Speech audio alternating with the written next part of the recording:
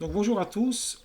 On a abordé la question du rapport entre le sionisme et le judaïsme à travers 19 conférences, et je peux dire même une vingtième, puisque c'est la dernière, qui va conclure un petit peu ce qui avait été élaboré. Alors dans la vidéo précédente, qui est sur YouTube, j'avais déjà établi une certaine conclusion en parlant de mon rapport au sionisme, et je me suis rendu compte à l'intérieur de cette vidéo qu'il y avait un élément essentiel que je n'avais pas abordé et que je vais aborder maintenant, qui est la question de l'antisionisme. Alors, pour bien comprendre ce qui va être dit, il faut comprendre que la personne qui a suivi mes vidéos, vous êtes nombreux à l'avoir fait, ou certains, même s'ils n'ont pas tout suivi, mais ils en ont suivi au moins quelques-unes, on peut comprendre que j'avais un certain recul face à la question du sionisme, que j'avais même des critiques face à cette question-là, et qu'à partir de là, ils peuvent se sentir certains légitimés dans un discours clairement antisioniste. Et là, j'ai besoin un petit peu de mettre quelque part les pendules à l'heure. J'avais expliqué dans la vidéo précédente, on peut grosso modo montrer qu'il y a trois attitudes possibles. Il y a celui qui est carrément sioniste. Pour moi, ça veut dire que, en tant que juif, en tout cas, il définit son identité à partir du concept sioniste, son identité juive, ce qui n'est pas mon cas. Il y a celui qui est carrément hostile au sionisme, qui va être contre, qui va être anti-sioniste, qui va avoir un discours militant, etc. Là, je pousse un peu à l'extrême.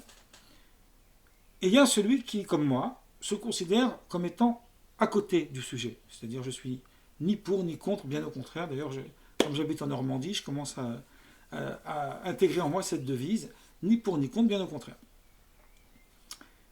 Mais moi, dans mes vidéos précédentes, je n'ai abordé que la question du rapport entre le judaïsme et le sionisme.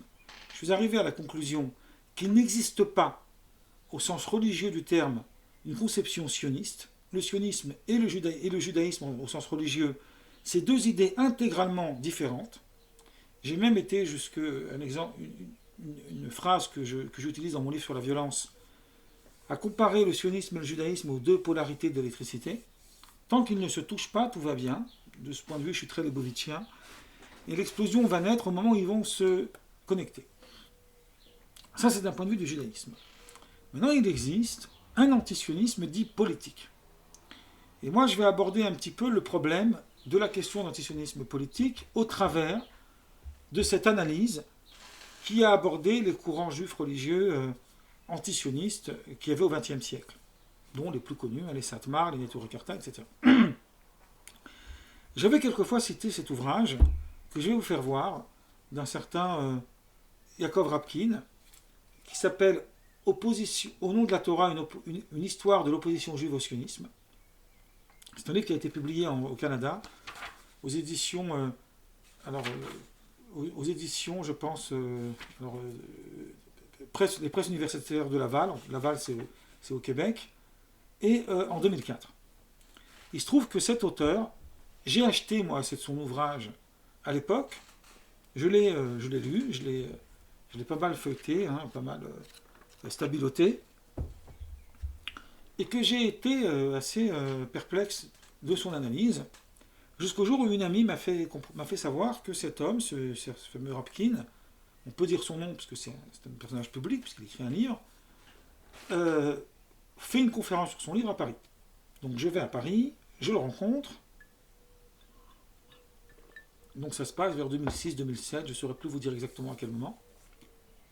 Je me souviens que cet homme-là, étant juif pratiquant, après la conférence, je vais le voir pour discuter avec lui. Il me demande si c'est possible de l'emmener dans un restaurant cachère pour manger. Donc je l'emmène, on y va ensemble, on va au restaurant. Il me demande aussi si je peux lui trouver une famille religieuse pour le Shabbat, ce que je fais avec beaucoup de gentillesse. On a eu un rapport très courtois, lui et moi, même plus que courtois, très amical. Il se trouve que moi, je lui ai dit que j'étais en train de faire mon livre qui va sortir en 2008, donc quelques années plus tard. Cet ouvrage-là, Israël-Palestine, la paix et lumière de la Torah. et que moi aussi, je suis pour la paix avec les Palestiniens, moi aussi j'ai du recul sur la question du sionisme, mais je ne suis pas d'accord du tout avec beaucoup de choses de son ouvrage, d'autant plus qu'il commet de graves erreurs d'interprétation. Alors, je ne vais pas dire ce qu'il m'a répondu, c'est pas la peine, je ne vais pas rentrer dans des polémiques comme ça, de cet ordre-là, mais il m'a dit néanmoins qu'il serait intéressé à ce que je lui envoie mes corrections. Je lui ai envoyé un texte d'une dizaine de pages, en format PDF, page après page, où j'ai montré, pointé les corrections.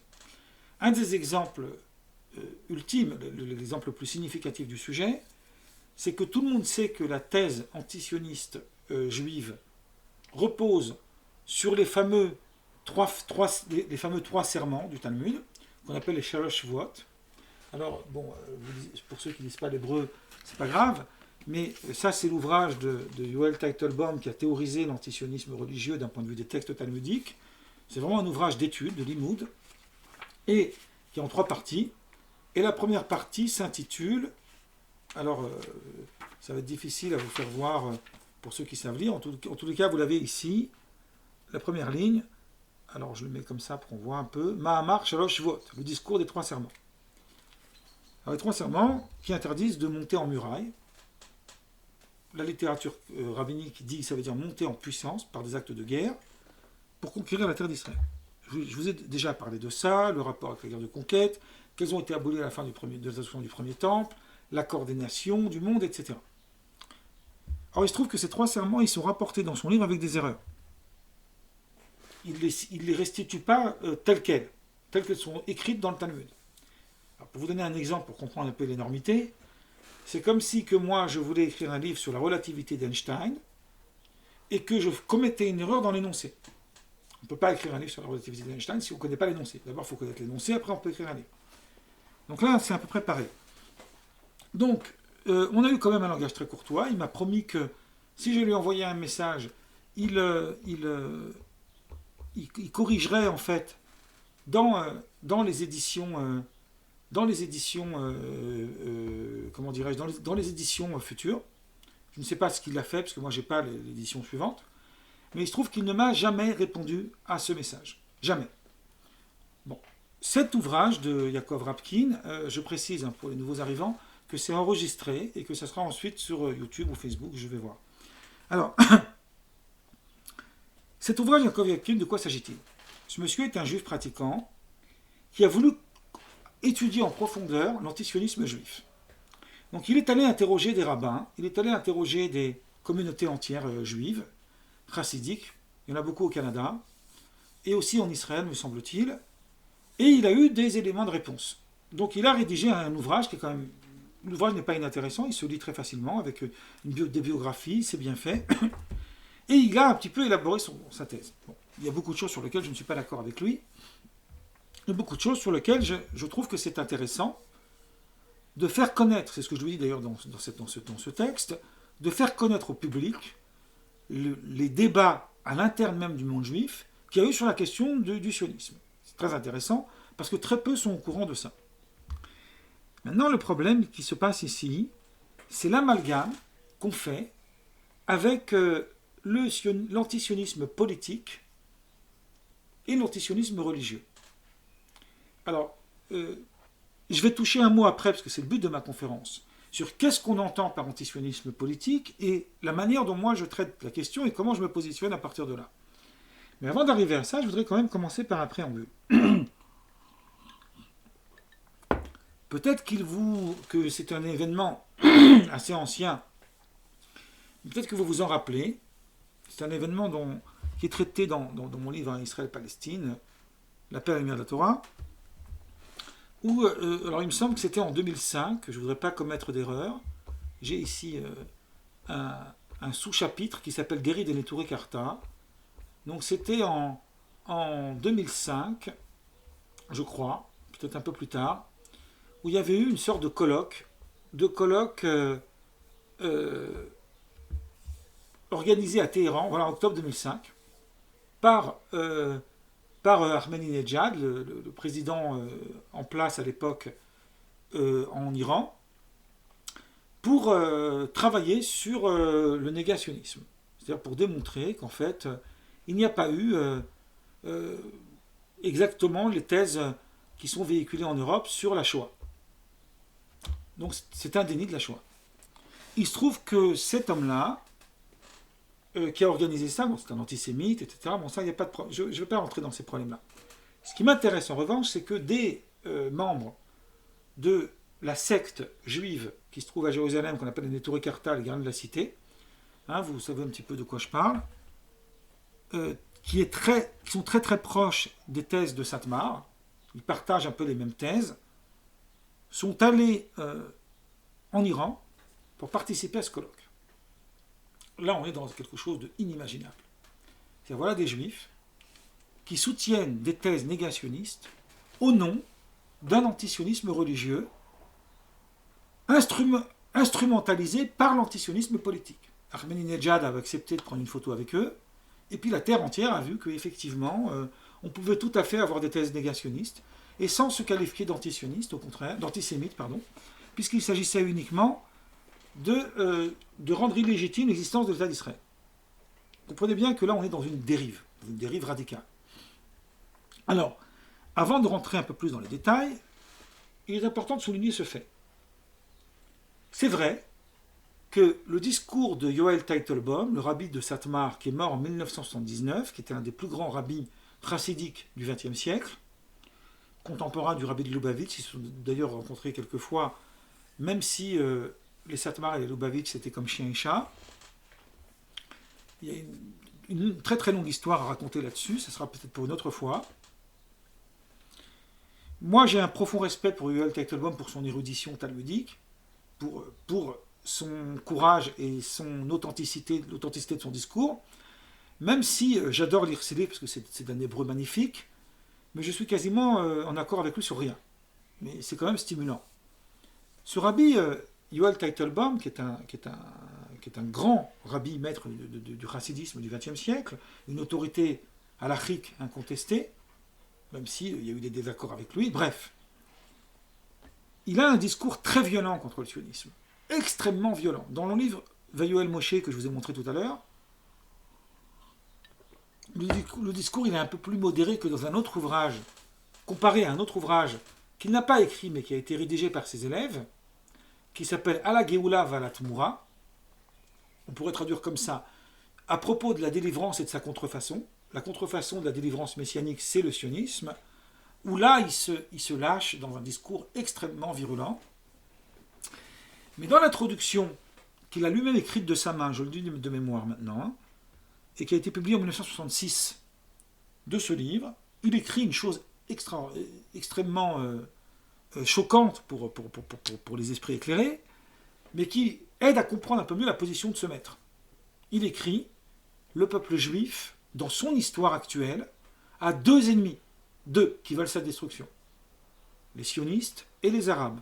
Les Arabes qui sont... il parle ici du contexte politique, hein, pas des Arabes en tant qu'individus. Il parle ici du contexte politique des pays arabes qui sont autour d'Israël.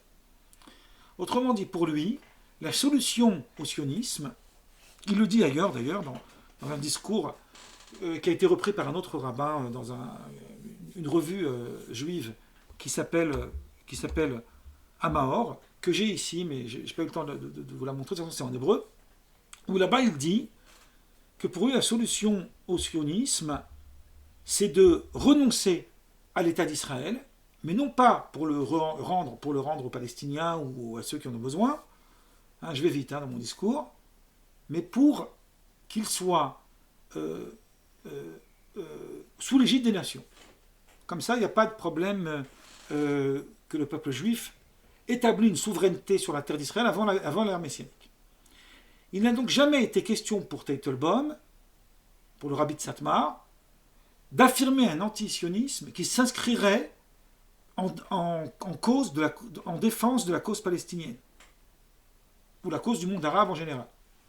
Même si, par ailleurs, je l'ai lu récemment, il explique que s'il n'y avait pas eu d'État d'Israël, le monde juif pourrait vivre en Eretz Israël, en terre d'Israël, en paix avec les Arabes, ce qui est tout à fait possible, puisque avant la création de l'État d'Israël, les Juifs, au XXe siècle en tout cas, peut-être même au XIXe, vivaient en paix dans les pays arabes. En tout cas, ça a toujours été comme ça, même si on peut parler de dhimmi, etc. C'est une autre question. Pour le juif orthodoxe qui vit son judaïsme en profondeur et qui n'a pas la nécessité de s'engager politiquement dans les affaires du monde, pour lui, vivre en Arabie Saoudite et pratiquer son judaïsme, c'est aussi plausible que vivre à Brooklyn ou que vivre à Jérusalem. Donc pour le rabbi de Satmar, c'est pas gênant, au contraire, puisque dans le monde arabe, il y a une sorte de conception de la pudeur des femmes très comparable à celle des juifs ultra-orthodoxes. Donc du coup, entre eux, ils font bon ménage. Bon, on peut parler je fais un petit peu de dérision, mais c'est pour bien comprendre le contexte. Donc le rabbi de Satmar n'a jamais défendu la cause palestinienne. Jamais. Il ne s'agit pas pour lui d'un va-t-en-guerre où il dit qu'il faut les jeter à la mer. Loin de là. Mais pour lui, le problème du sionisme, c'est un problème messianique. Or, ces Neturei Karta qui vont en Iran et qui militent aujourd'hui avec les militants de la dernière heure, qui vont avec des drapeaux et qui brûlent des drapeaux israéliens en pleine rue, avec ces gens-là, ils instrumentalisent en fait la cause de leur propre rabbi pour défendre la cause palestinienne, ce qui est, moi je suis pour qu'on défende cette cause, mais y compris lorsque, pour justifier cette cause, on va aller en Iran pour assister à un colloque anti-négationniste. Donc on voit bien qu'il y a une confusion mentale dans leur tête. Et lorsque moi j'ai discuté avec ce monsieur, rappelez-vous, je vous reprends ce livre, Au nom de la Torah, l'histoire d'une position du sionisme, j'ai vu que cet homme-là, il jouait dans cette cour. Il est rentré dans cette cour. Et moi là je dis non, je me suis distancé. Donc j'avais été à l'époque invité par une association juive pour la paix mais antisioniste pour faire une conférence. J'ai refusé d'y aller, tout simplement à cause de ça. Parce que pour moi, l'antisionisme politique n'a rien à voir avec la paix. Et c'est là que je vais commencer à parler de ce que je pense profondément. Je paraphrase ici, chose que j'avais dit dans la vidéo précédente. Un passage du Talmud dans le traité Baba Metzia 62 feuillet A, qui rapporte un aphorisme de Rabbi Akiba. Il ne le dit pas tout à fait comme ça, mais ça revient au même, c'est pour aller vite que je le résume. Il cite un verset du Lévitique qui dit, donc le verset du Lévitique 25, qui dit « Vechei achicha imach » ton frère vivra avec toi. Et Rabbi Akiva, il dit « avec toi, mais pas sans toi ». Si moi je suis en danger, et que pour sauver ma vie, je dois laisser mourir, je dois sauver ma vie, même si quelqu'un d'autre va mourir malgré tout, il faut d'abord que je sauve ma vie. Il faut sauver d'abord sa peau. Abba le ergecha, celui qui vient te tuer, défends-toi. Il y a une légitimité morale à se défendre contre quelqu'un qui vient nous tuer. On peut tendre l'autre joue, d'accord, mais Jésus n'a jamais dit qu'il faut tendre l'autre joue jusqu'à la mort. À un moment donné, il faut accepter que la vie, elle est prioritaire. Et que si on peut vivre ensemble, il n'est pas question de mourir pour faire vivre quelqu'un d'autre. Donc la cause palestinienne ne pourra pas être défendue en dehors de la structure de la paix. Ça, c'est mon discours depuis le début. Pour qu'il y ait la paix, il faut qu'il y ait deux États dans le contexte actuel. Alors peut-être qu'aujourd'hui, il faut voir les choses différemment, peut-être que ça nécessite une autre réflexion, je ne suis pas dans l'actualité immédiate. Simplement, je pense que l'État palestinien ne contrevient pas à la Torah, que l'État d'Israël peut tout à fait se passer d'une partie de Jérusalem, ce n'est pas un problème, et que le sionisme et le judaïsme feront bien mieux ménage lorsqu'ils seront intégralement dissociés l'un l'autre. Donc ça, c'est le premier point pour bien comprendre mes positions. Maintenant, comme je l'ai dit la dernière fois, personnellement, je me considère non sioniste, tout simplement parce que pour moi, il n'y a pas dans le sionisme quelque chose avec lequel je peux m'accrocher un lien, je peux accorder en fait un lien avec mon identité juive. Moi, je suis de ce point de vue-là très proche de Leibovitch, même si je ne suis pas réellement pratiquant, mais ça c'est pour d'autres raisons. Mon rapport à ma judéité, c'est un rapport au texte, c'est un rapport à la Torah, c'est un rapport à l'étude. C'est ce lien que je crée. C'est là que je définis mon judaïsme. Je peux être intégralement français et intégralement juif. L'État d'Israël est un État légitime comme tous les autres États du 19e et 20e siècle qui ont été construits. Je n'ai pas de problème avec ça, mais je ne me sens aucune affinité en lien avec mon identité juive. Même si je peux avoir, d'une façon émotionnelle, un rapport affectueux avec ce lieu où l'histoire juive s'est déroulée, une partie en tout cas de l'histoire juive s'est déroulée, même si la plupart de l'histoire juive s'est déroulée en diaspora, mais ça n'a absolument aucune incidence dans mon rapport à ce pays. Donc je suis non sioniste, ni pour ni contre. En revanche, je suis pour la légitimité de l'État d'Israël parce que je pense que le monde juif ne peut pas fonctionner aujourd'hui d'une manière aussi libre sans tenir compte de cette réalité, qu'il serait bon que l'État d'Israël puisse apporter aussi sa lumière dans le concert des nations. Ça peut être un vœu pieux, mais on voit bien qu'il y a des gens qui vont en ce sens. De ce point de vue-là, moi, je n'ai pas à être opposé. Mon opposition va s'inscrire dans les dérives liées à la paix, uniquement dans les dérives liées à la paix, pas sur autre chose. Après, j'ai aussi une vive critique contre le judaïsme français qui a placé le sionisme au cœur du judaïsme, au point, je l'ai dit dans la vidéo précédente, que pour se convertir au consistoire, il faut étudier aussi le sionisme. C'est une aberration inouïe. Comment on peut demander à quelqu'un de se convertir au judaïsme, là où le grand Hillel a résumé le judaïsme en une seule phrase à un prosélyte: ce que tu ne veux pas qu'on te fasse, ne le fais pas à l'autre, ça c'est toute la Torah, le reste ne sont que des commentaires. Et maintenant, il est exigé pour avoir un diplôme, excusez-moi d'utiliser ce terme un peu grossier, mais je fais exprès, pour devenir juif, de connaître aussi la question du sionisme, ce qui est vraiment une idiotie. Bref, c'est une critique de fond. Maintenant, je vais, pour les quelques minutes qui me restent, je vais aborder la question de l'antisionisme politique. Le problème que me pose l'antisionisme politique. L'antisionisme politique a quelque chose de particulier qu'il est, pour moi, absolument incompréhensible. Alors, d'une manière générale, lorsqu'on veut être contre quelque chose, je peux dire par exemple, je suis anti-psychanalyste, c'est-à-dire je suis contre cette doctrine. Pour pouvoir être contre la psychanalyse, il faut d'abord définir ce que c'est. Si je ne sais pas ce que c'est que la psychanalyse, je suis contre du vent. Or, on n'a pas défini ce qu'est le sionisme, qu'on se déclare anti-sioniste. La plupart des gens dans les réseaux sociaux se déclarent anti-sionistes, et quand on leur demande c'est quoi le sionisme, ils ne savent pas ce que c'est, ou ils répondent des aberrations. Alors, je vais donner un exemple, puisque ça va être après dans les réseaux sociaux, il y a très peu de gens qui écoutent mes vidéos, mais c'est pas grave, le peu ça suffira. Quand on prend quelqu'un comme pour ne pas le nommer, mais c'est un personnage public, comme Alain Soral, qui dit dans une de ses vidéos qui se défend d'être antisémite, mais qu'il est uniquement antisioniste, bon d'accord, admettons, mais qui de l'autre côté affirme que le sionisme c'est un talmudisme. Donc le Talmud c'est 19 siècles avant, enfin ça a été conclu donc 15 siècles avant le projet sioniste, mais dans le Talmud il y avait déjà le sionisme que lui combat.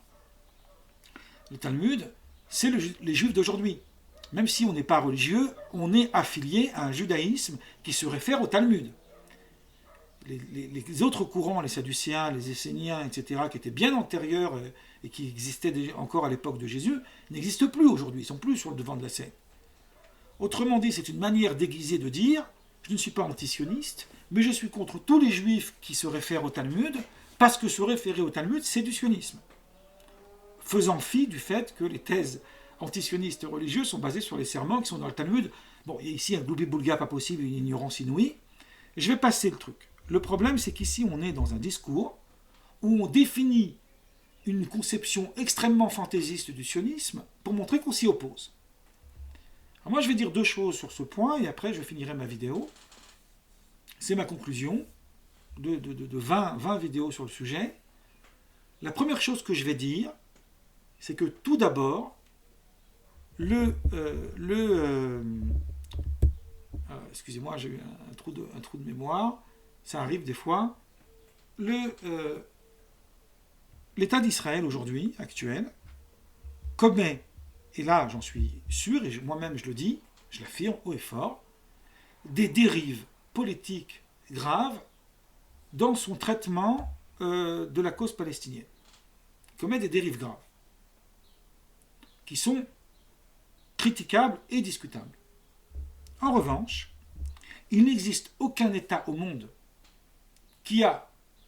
sur lequel on pourrait discuter de sa légitimité à cause des dérives, de ses dérives politiques. Même le nazisme, pour aller à l'extrême, n'a jamais rendu l'Allemagne comme un État illégitime. On peut considérer que le gouvernement nazi d'Hitler était illégitime, même si c'était élu démocratiquement. Laissons ce problème, je vais vite. Mais on n'a pas considéré que l'Allemagne devenait illégitime. Or, le discours antisioniste, c'est qu'ici, il y a une exception par rapport à tous les autres États du monde, c'est que l'État d'Israël deviendrait illégitime à cause de sa politique. Vous voyez le problème.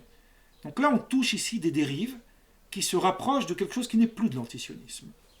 Deuxièmement, certains pensent que l'antisionisme, qu'est-ce que c'est ? En fait, l'antisionisme, c'est le fait de vouloir reconquérir sur la Judée le grand Israël biblique. Ce qui est une absurdité. Excusez-moi. Hein. Ce qui est une absurdité. Pourquoi ? Parce que le grand Israël biblique, en fait, n'a rien à voir avec la question du sionisme. Le sionisme repose sur un seul paradigme. La sécularisation des Juifs, des nations. Il repose que sur ce paradigme-là. Uniquement la sécularisation des Juifs. Et pas sur un autre paradigme. À partir de là, l'antisionisme à partir de là, le sionisme n'est pas l'expansionnisme. On pourrait très bien imaginer les frontières même de 1947, qui ont été établies par l'ONU, et être sioniste. Donc, défendre la cause palestinienne à côté de l'État d'Israël n'est pas de l'antisionisme. Critiquer Netanyahou pour sa politique et le gouvernement israélien actuel pour sa politique, même si on peut parfois se tromper dans ses critiques, peu importe, ça n'est pas de l'antisionisme. Et considérer que cet État devient complètement illégitime à cause de ses dérives politiques dépasse le cadre d'un discours cohérent, d'un discours plausible. Et c'est pour ça que moi je combats l'antisionisme. Parce que je pense qu'aujourd'hui, et c'est là que je vais finir, que je vais conclure, qu'on ne peut pas parvenir à la paix si on exclut de fait une des parties des antagonistes. Donc d'un côté, vous avez les Palestiniens, de l'autre côté, vous avez les Israéliens. Le but de mon discours, c'est de réfléchir à la meilleure manière pour qu'ils puissent vivre ensemble et en paix, mais pas de dénaturer l'un contre l'autre. Donc toutes les critiques contre l'État d'Israël ou contre sa politique, y compris lorsque parfois elle commet quelques erreurs, ça n'est pas de l'antisionisme. Considérer que l'existence même de l'État d'Israël est devenue illégitime à cause de ses dérives politiques n'est plus de l'antisionisme, mais va beaucoup plus loin. Et j'ose le dire, on touche ici quelque chose qui peut être de l'ordre de l'antisémitisme. On n'est plus dans l'antisionisme. Donc on touche ici quelque chose qui est une dérive grave. Donc voilà, je vais m'arrêter là. J'ai fait donc 20 conférences sur le sujet que vous pouvez consulter. Bon, la 18e, elle a malheureusement été perdue. Mais vous avez toutes les autres. Et cette vidéo-là qui est sur Zoom, je la mettrai sur Facebook ou YouTube ou sur les deux. Je vais réfléchir à ce que je vais faire. En tout cas, je vous remercie pour votre présence. Là, je vais arrêter l'enregistrement. Je vais arrêter l'enregistrement.